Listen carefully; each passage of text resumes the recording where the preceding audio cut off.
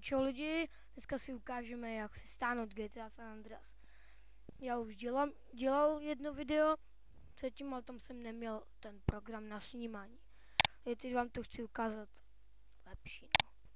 Takže zapněte si Google, jako prohlížeč, no a tam si to píšete do vyhledávače Google, no. No, napíšete si WinRAR, ke stažení zdarma stahuj.cz, ale link budete mít pod videem, takže si na to kliknete a prostě si to stáhnete a nainstalujete. Tady ho máte.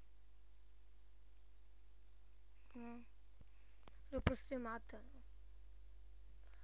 No to si nainstalujete a to je všechno, no prostě víte, jak co s tím dělat asi. Teď si napíšete www.ulož.cz,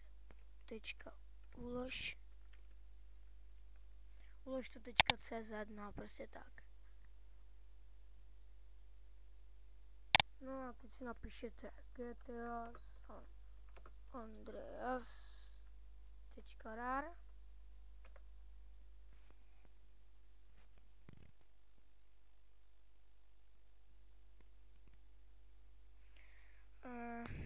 Počkejte, než to najdu. Ale už jsem to našel.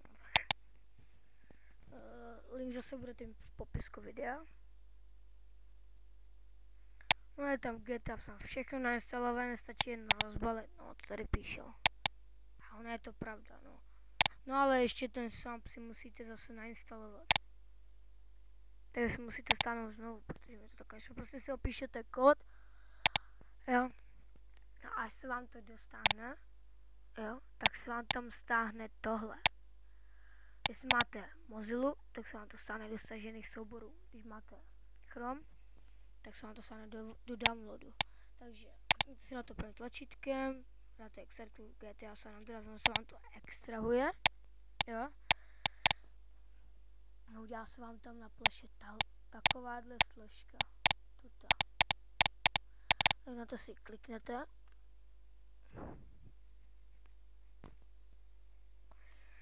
Jo. No a tady máte tuto černocha. Prostě.